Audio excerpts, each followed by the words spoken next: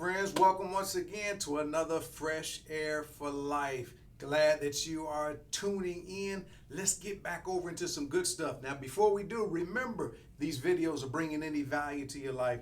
Be sure to subscribe, hit the alert button, give me a thumbs up, leave some comments, share with family, friends so that we can all continue to enjoy fresh air each and every day. Now, today we're going to continue on in this leadership track that we've been on here for the past couple of weeks.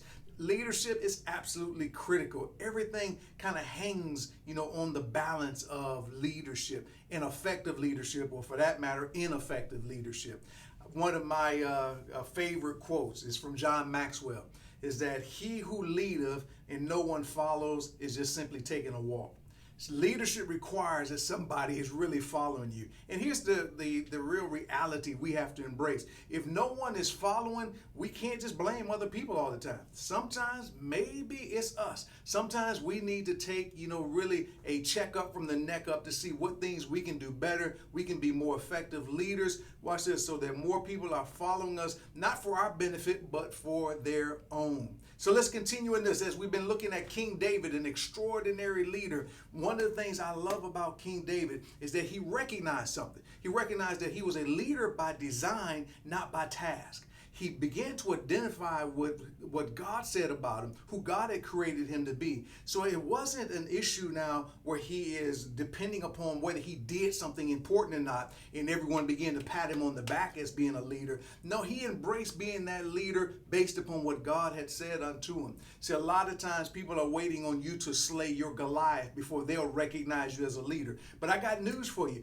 They won't see that until you see yourself first as that leader. It's kind of like what former heavyweight boxing champion Joe Frazier said. He says leaders or champions are not made in the ring. They're just simply recognized there. You're putting in the work. You're doing the particular things behind the scenes. Nobody knows what's going on. You're identifying how you've been designed to be. And then when the task shows up, it just simply proves out who you have been all along and who you've been training and developing to be. So embrace that truth. You are a leader by design, not by task. So maybe at this moment you haven't come over into that great thing yet where everyone is applauding you. Don't let that, confuse you. Don't let that bring you down. You embrace who God has called you to be, and you are an extraordinary leader.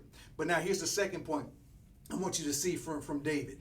David now, when he's getting ready to go in and take on Goliath, he hears a whole lot of criticism. He hears criticism from his brothers, family. He hears criticism from the king and others. They're looking like, how can you do this? Here's a very important part if we're going to become better leaders. You have to learn how to ignore the voices of critics. Now, yes, there's constructive criticism that can help us, but that's not what I'm talking about. I'm talking about individuals who are just simply criticizing just because they can criticize. You got to be careful of that, because those voices are intended now to shock you, to distract you, and to make you second guess yourself. You cannot be an effective leader if you're going to constantly second guess yourself. Listen, this is a very important point. As leaders, we may not always be correct, but we should always be certain in what we're doing. We should be taking the steps to say, you know what, this is what I believe indeed is the best way. These are the steps that we're going to take, and we rally the organization, we rally our family around those particular points. You may not always be correct, but definitely be certain. And you cannot be certain if you're constantly listening to the voice of critics. So do not give in to that. Not even a little bit. And then here's the last one for today that I want you to really lock in on as leaders. For leaders to be effective, we have to learn how to attack our problems. Don't let situations just come to us and overtake us, and then we just simply wind up being in response mode or reaction mode. Because a lot of times when that happens, bad choices are made. We want to look at an impending or maybe a potential challenge that's coming, and we want to be proactive. We want to get ahead of it. Maybe there's a situation now where they're talking about in the economy that things are going down. Well, don't just sit there and just wait for it or hope that it doesn't happen. Take some necessary steps to up your income game. Open up a new business, begin to do some investments, take some more classes, get some more training, be proactive. You're having, maybe some challenges at home, marriage and family, and there's just some elephant in the room nobody's talking about. Well, you're the leader. You should lead the way to make sure that it's being talked about and being addressed. Don't just simply let things happen to you. As the leader, attack it, go all in after it. This is what I loved about David. When Goliath was running at him, David didn't get nervous and say, oh my goodness, what am I going to do? He runs at Goliath. He attacks his problem. And of course, for those of you that has read this particular story, he hits him, with some stones out of a sling and absolutely lays Goliath out. But he does that because he attacks his problem.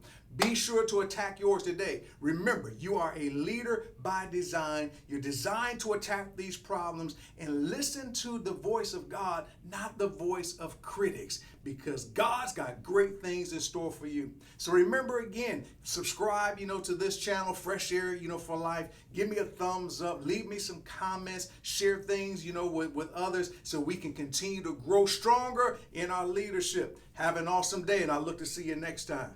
Bye.